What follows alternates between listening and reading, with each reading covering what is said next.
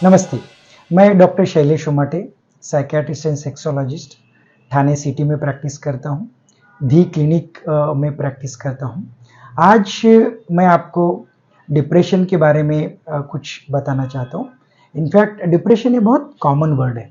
आजकल कोई भी बच्चा या कोई भी एडल्ट ऐसा थोड़ा भी कुछ हुआ तो इमीडिएटली यार बहुत डिप्रेशन है, इस प्रकार से बातें करते हैं। बट जिस डिप्रेशन के बारे में मैं आपको बताना चाहता हूँ, ये एक बीमारी है जिसको साइंटिफिक लैंग्वेज में मेजर डिप्रेसिव डिसऑर्डर ऐसे कहा जाता है। डिप्रेशन या उदास रहना ये एक मूड होता है, जैसे हर कोई इमोशंस महसूस करता है। डिप्रेशन जिसको कहते हैं, डिप्रेशन की बीमारी जिसको कहते हैं, मेजर डिप्रेसिव डिसऑर्डर जिसको कहते हैं, उसमें उदासपन ये परसिस्टेंट हमेशा कुछ समय के लिए मिनिमम 15 दिन के लिए रहने की बहुत जरूरी होती है। कुछ भी हो, किसी चीज में उनको इंटरेस्ट नहीं आता है, कुछ भी खुशी की चीज हो, वो खुशी की चीज उनको अच्छी नहीं लगती है, उनको कंटाला आता है, हमेशा एक लो मूड में रहते हैं, एनर्जी नहीं रहता है, इंथुजियाज्म नहीं रहता है, कोई नई करने की उम्मीद नहीं रहती है, उम्मीद कम होती है। ऐसे कुछ लक्षण अगर आते हैं तो इसको हम मेजर डिप्रेसिव डिसऑर्डर, डिप्रेशन की बीमारी कहते हैं। उसके बारे में हम आज जानेंगे। ये आजकल काफी समाज में मुझे दिखता है। इनफैक्ट इसका existence around 18 to 20% in the population है। बट आजकल ये क्यों मुझे ज्यादा दिखता है? कॉर्पोरेट वर्ल्ड है, टीचिंग फील्ड है या मेडिकल फील्ड है, हर फील्ड में से मुझे ये ज्यादा दिखता है। इसका रीजन है कि हमारी जो जीवन शैली है, इसमें स्ट्रेस, तनाव काफी बढ़ा हुआ है। बहुत सारे लोगों को वो डिप्रेशन में है, ये समझ में नहीं आता है। तो उसके लक्षण क्या है?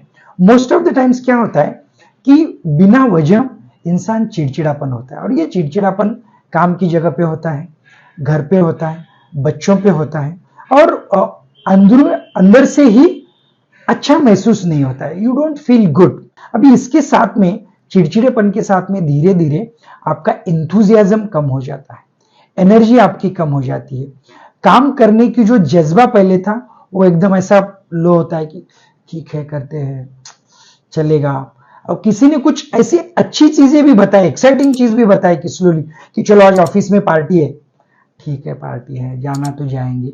ये जो इंथुजियाज्म रहता है ये धीरे धीरे कम हो जाता है, और आप स्लोली हेल्पलेस और होपलेस महसूस करते हो कि कुछ अच्छा नहीं होने वाला है। कुछ लोग क्या होता है कि ये सब रिलैक्स होने के लिए इम्प्रॉपर वेज को ढूंढते हैं, जैसे कि बहुत बार स्मोकिंग करना, कि I am tensed, I will go out and smoke. ये स्मोकिंग करना बढ़ जाता है। पहले एक आधा दूसरा सिगरेट होता था, तो आजकल 10, 15, 20 ऐसे होने लगे।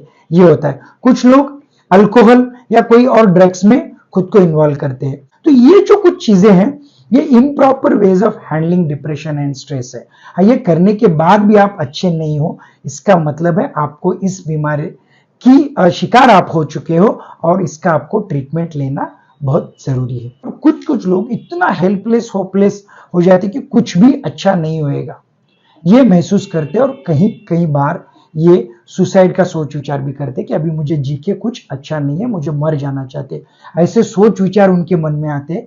तो this is very severe stage of depression.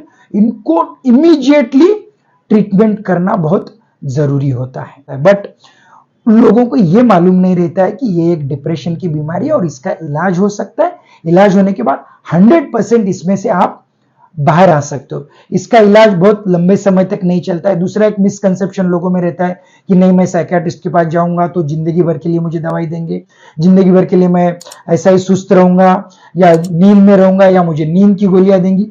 ये बहुत सारे मिसकंसेप्शंस लोगों में रहते। नहीं, इसकी इलाज होता है। नींद का गोली देख के आपका प्रोडक्टिविटी या इफिशियंसी कम करने का कोई टारगेट नहीं रहता है। इनफैक्ट डिप्रेशन का ट्रीटमेंट करने के बाद आपकी इफिशियंसी बढ़नी चाहिए, आप और प्रोडक्टिव होनी चाहिए और अच्छी तरह से काम करनी चाहिए। ये हमारा टारगेट रहता है, ये हमारा सिम्टम फ्री करने के बाद ये टारगेट रहता है। तो उस हिसाब से हम दवा गोली देते हैं।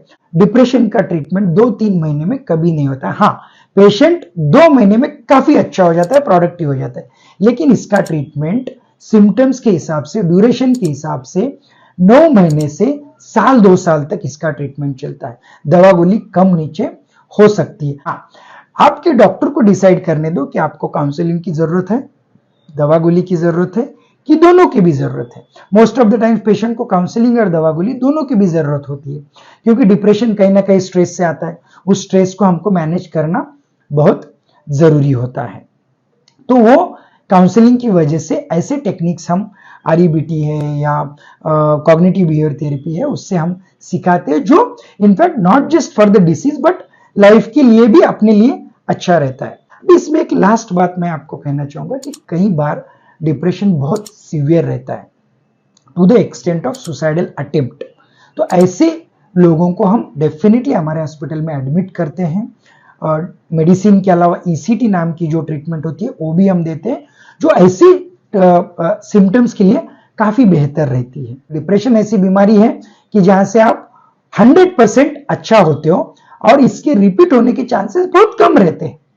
अगर वो क्यों किस वजह से हो रहे ये भी फैक्टर अगर हम देख के उसका इलाज करते हो तो डेफिनेटली ये रिपीट भी नहीं होता है। Thank you so much.